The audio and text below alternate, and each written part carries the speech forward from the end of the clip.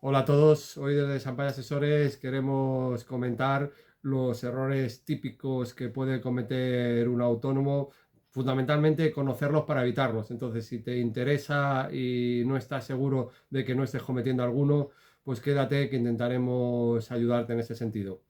Bueno, pues vamos a comenzar pues con una situación que pueda dar quebradero de cabeza. Es, por ejemplo, no darse de alta al mismo tiempo en Seguridad Social que en Hacienda. ¿Por qué genera problemas esto? Pues porque para los autónomos hay una tarifa plana que se paga, está bonificado y se paga bastante menos, se pagan unos 86, 87 euros de seguridad social durante un año y con la posibilidad de prorrogarla y podemos llegar a no poder disfrutar de esta tarifa. ¿Por qué? Pues porque primero nos damos de alta en Hacienda porque a lo mejor la actividad no es habitual, que hoy en día está muy encima de la seguridad social para que no haya autónomos que no se den de alta, aunque la ley pueda decir claramente que si la actividad no es habitual no hay que darse de alta. Esto puede ser objeto de un vídeo aparte porque da para mucho. Eh, Podemos tener el problema de que si 3 meses después nos damos de alta en Seguridad Social, después de habernos dado de alta en Hacienda, pues que no tengamos derecho a la tarifa plana. Entonces es muy conveniente, si va a ser una actividad continua, si creemos que vamos a tener éxito y que va a cuajar la actividad, darse de alta simultáneamente. Al menos que pueda ser una antes que otra, pero con la misma fecha de inicio. Así evitaremos este riesgo de poder no tener derecho a la tarifa plana. Luego otra cosa que tenemos que también tener en cuenta es que vamos a meterlo dentro de este punto, que este es un fallo que puede dar también una pérdida a la tarifa plana, que es no tener saldo en el banco, por ejemplo, y que carguen un recibo de la Seguridad Social de Autónomos y que se devuelva. Esto implicaría pues, que ese recibo ya no serían 87 euros, sino que serían aproximadamente unos 300 euros. Es conveniente no cometer este error, tener saldo en la cuenta, estar pendiente de los vencimientos, porque podemos perder esa bonificación que podemos recuperarla si nos, digamos, si es una cosa puntual y volvemos a pagar en plazo. No tenemos deuda, podemos volver a disfrutarla otra vez, pero si no ocurre así, perderemos la tarifa plana. Entonces, si seguimos teniendo deuda, seguimos sin pagar los recibos, eso ya no, digamos, vamos a perder en esos recibos pues esas cantidades que nos beneficiamos. Bueno, vamos a un segundo error que puede ser el de poner lo que es en el alta censal, pues que la actividad se realiza dentro del domicilio, que no es en sí un error, pero por supuesto que no es un error, vamos a explicar cuándo sí es un error. Por ejemplo, que estemos en una vivienda alquilada. ¿Por qué no se puede, no se aconseja, no es que no se pueda, es que no se aconseja poner en caso de una vivienda alquilada que se ejercita la actividad ahí? Una cosa es ponerlo para domicilio a efectos de notificaciones, por ejemplo, o un domicilio de la actividad, pero otra cosa es decir que llevamos allí a cabo la actividad, un 15, un 20% de la casa, un 25% de la casa, porque utilicemos un despacho. Eso muchas veces se recomienda para tener el beneficio de deducirse la electricidad, el agua, algunos gastos de comunidad si es propietario, bueno, varios gastos. En otros vídeos ya lo hemos analizado. ¿Qué problema hay? Pues que la vivienda tiene una exención de IVA. Entonces, cuando nosotros pagamos un alquiler de vivienda, al 100% no hay ningún problema, está exento. Pero si resulta que un 20%, por ejemplo, es actividad empresarial y un 80% es vivienda, pues ya no estamos cumpliendo el requisito de la exención del IVA. Entonces, ese ahorro no va a ser así, porque el propietario, si lo conoce, que la mayoría de los propietarios no lo van a conocer ni se van a enterar, pero es un riesgo, nos tendría que cobrar IVA por esa digamos, actividad. Entonces, el problema está en que, de hecho, hay muchísimos contratos que dicen que no se permite el ejercicio de actividades profesionales dentro de la vivienda, que solamente será su uso como vivienda habitual del inquilino. Eso es mayoritario en casi todos los contratos, con lo cual a su vez también estaríamos en parte incumpliendo el contrato sin mala fe, pero estaríamos incumpliendo el contrato. Entonces, por eso hay que tener cuidado. Hay que tener cuidado. Es cierto que no necesariamente se va a enterar, pero hay que tener cuidado porque Hacienda sí que tiene el cruce de datos y sí que puede tener algún tipo de requerimiento a las partes. Entonces, es muy ventajoso. Muy ventajoso, muy ventajoso. Es ventajoso dar una actividad, o sea, dar como domicilio de la actividad o lugar de la actividad, además, lugar de la actividad, que no solamente el domicilio, porque podemos deducirnos cantidades que, sinceramente, los suministros no son muy rentables, porque es un 20%, a lo mejor lo que utilizamos, y de ese 20% la ley nos dice que solamente nos podemos deducir un 30%. ¿Por qué un 30%? Ya, pues porque te quitan el fin de semana y te quitan las horas que estás durmiendo y comiendo. Entonces se quedan ridículos, se quedan que a veces las deducciones son de 3, 4, 5 euros por cada factura, a veces ni merece la pena. Puede ser más interesante en caso de deducirse intereses de una hipoteca o deducirse, amortizar la parte correspondiente de la casa si somos propietarios. Pero en este caso que somos de alquiler hay que tener en cuenta esta advertencia a la hora de dar este domicilio como lugar de la actividad, no como lugar simplemente de domicilio de la actividad, sino, volvemos a insistir, distinguimos la diferencia clara, como el lugar donde se ejerce la actividad. Ahí sería el problema. Y el problema es siempre que sea una casa alquilada. Si es una casa en propiedad o es una casa cedida, no hay ningún problema. Vamos a otro de los puntos. Por ejemplo, no conservar las facturas. A ver, cuando nosotros tenemos una actividad, tenemos que volvernos muy diligentes y pues no solamente no conservarlas, no pedirlas, no descargárselas. Casi más me quedo en este tercer punto, no descargárselas, porque está desapareciendo el papel, hay cada vez más facturas que se descargan de internet, prácticamente los suministros casi todos hay que descargárselos de alguna web, de alguna compañía, y si se nos pasa el descargarlas, pueden retirarlas al cabo de los años y no poderse descargar. Podemos cambiar de compañía y no poder tener ya acceso a esas facturas. Entonces, no vale con que el gasto aparezca en el banco, no, tiene que haber una factura. Por lo tanto, hay que tener cuidado con esto de no perder las facturas, de pedirlas, de no olvidar descargárselas. Y luego también, pues, no olvidar gastos que puedan ser deducibles por desconocimiento. Recomendamos a veces mirar el extracto bancario para que se vean los gastos, porque casi todo se paga con tarjeta o se paga por banco, para recordar aquellos gastos que podemos tener relacionados con la actividad y que no recordamos. Cuando llega el trimestre, si hace 3 meses que he tenido el gasto, a lo mejor ni lo recuerdo, sobre todo si he perdido la factura, no la he pedido, no me la han dado. Entonces es conveniente llevar ese control. Además es bueno tener un control de todos los gastos que podemos tener en la actividad.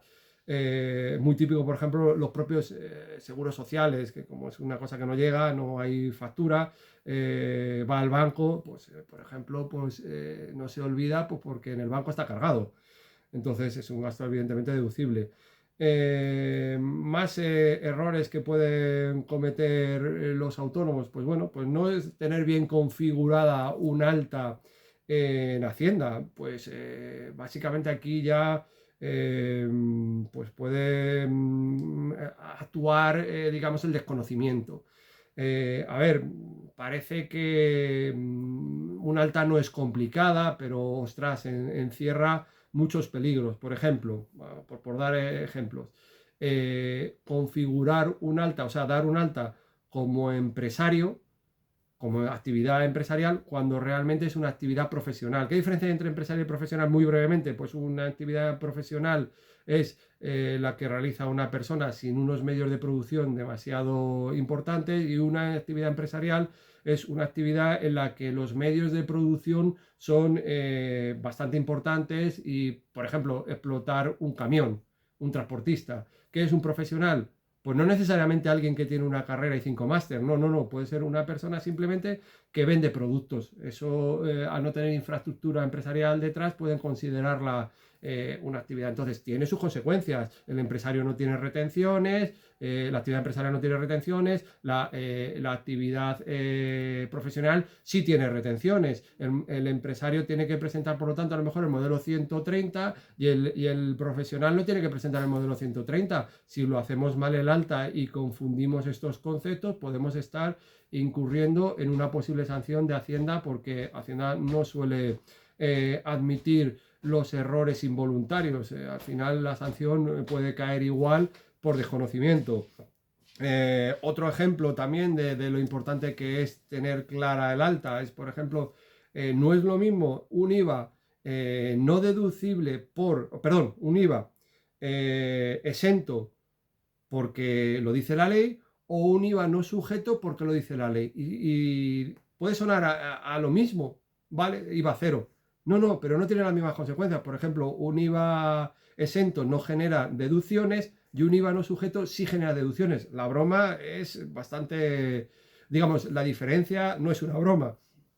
De no poderse deducir gastos, así podérselos deducir simplemente por un concepto técnico, pues genera muchos quebraderos de cabeza si no damos bien el alta, o no es que no demos bien el alta, es que no estamos operando bien a la hora de confeccionar las declaraciones. Los impuestos son complejos y hay que entenderlos y a veces cambian, además, cambian, no solamente es un tema de entenderlos, sino también entonces, esto conlleva, pues luego lo explicaremos en el último punto cómo solucionar estos problemas. Otro tema también que es no constituir la sociedad, este sería un quinto punto, no constituir la sociedad en el momento adecuado. Si empezamos como autónomo, podemos estar operando como autónomos hasta que agotemos la bonificación que nos da la ley, una reducción de impuestos del 20%, para no perderla, porque a veces dices, bueno, es que constituye una sociedad o empiezo como autónomo. A ver, lo recomendable es, hasta que no haya un nivel de facturación importante, no meterse en una sociedad, porque es ligeramente más cara su mantenimiento. Pero ¿qué ocurre si a los 3 meses cambiamos la actividad de autónomo por la actividad a través de una sociedad? Pues que nos vamos a cargar la bonificación que hay de 2 ejercicios, ojo, 2 ejercicios, que no significa que 2 años de bonificación. Por ello también es bueno empezar muchas veces las actividades a principio de año, que no el último día del año, que nos vamos a cargar un ejercicio con bonificación, que también es otra política, digamos, inteligente, intentar aprovechar esa bonificación temporalmente. Entonces, se recomienda que si vamos a empezar como sociedad, pues empezar como sociedad y no como autónomo. ¿Por qué? Pues porque la sociedad también tiene una bonificación, una reducción de impuestos, en vez de pagarse al 23, al 25, al 21, el tipo de gravamen que tiene, podemos disfrutar durante también 2 ejercicios un tipo de gravamen reducido del 15%. Entonces, uno de los requisitos que hay para disfrutar de este 15% es no haber ejercido la actividad previamente como persona individual, digamos, como autónomo. Entonces, no cumpliríamos los requisitos. Por lo tanto, si a los 3 meses de darnos de alta como autónomo pasamos a sociedad, nos hemos cargado la bonificación. A veces es que esto ocurre porque vienen las cosas dadas, porque no podemos empezar por una sociedad directamente, porque a lo mejor nos comen los gastos, a lo mejor no merece la pena, porque constituir una sociedad no es muy caro, disolverla a veces sí que es más caro. Hay muchas ayudas para, digamos, de las administraciones para constituirla, pero para disolverla no tanto. Entonces, a veces uno dice, no me voy a tirar a la sociedad tan rápido sin saber si me funciona. Entonces, bueno, todas estas cosas hay que analizarlas. ¿Y qué ocurre? ¿Cuál es el sexto punto y cuál es el resumen que podemos dar? Es muy conveniente, no porque lo seamos nosotros, consultar a profesionales cualificados. A ver, nosotros recomendamos que el autónomo, aunque tenga poca actividad, que contrate un asesor. que contrate, que escoja bien el asesor también, porque en España no hay necesidad de contratar un asesor titulado. Pero claro, es recomendable. ¿Por qué? Pues todo lo anterior que hemos comentado, porque hay un montón de cuestiones técnicas.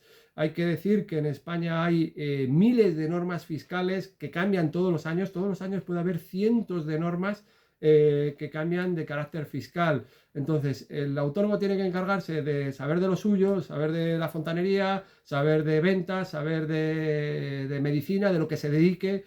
Y no puede estar todo el día pendiente del boletín oficial del Estado a ver qué es lo que trae como novedad. Y a veces trae bastantes cosas. Entonces, no contar con un asesor para ahorrarnos esa cuota a veces puede salir caro. A veces puede salir caro. Yo creo que eso generalmente en España los profesionales no son excesivamente caros. El título en España, el titulado en España no es de los países en los que más cobren. Tiene fama España de tener unos universitarios de precios bajos. Entonces habría que aprovechar esta situación porque nos podemos ahorrar muchos disgustos con Hacienda, porque generalmente Hacienda no solo reclama cantidades, sino que las reclama con sanción. Entonces puede hacer que cualquier fallo sea muy rentable. Entonces da muchísima tranquilidad el operar con un asesor que me va a indicar si estoy bien dado de alta, la va a dar él posiblemente, si la situación tributaria es la correcta, qué gastos puedo deducir, qué cambios normativos va a haber, si el IVA, por ejemplo, como comentábamos antes, es no sujeto o está exento, si tengo que practicar retención o no tengo que practicar retención, si tengo que exigir al otro que me haga la factura con retención. Entonces son muchas cosas y operar sin asesor o con un asesor poco técnico, poco preparado, también es un riesgo. De verdad, no lo hacemos porque sea publicidad nuestra, es porque lo creemos sinceramente que es muchísimo mejor así. Son muchos años viendo auténticos disgustos y sanciones muy, muy, muy graves para gente que no ha tenido mala fe, simplemente ha tenido desconocimiento, por lo tanto esto hay que evitarlo. Bueno, no sé si estos consejos serán de ayuda, pero por lo menos lo intentamos. Nada más, hasta el próximo vídeo.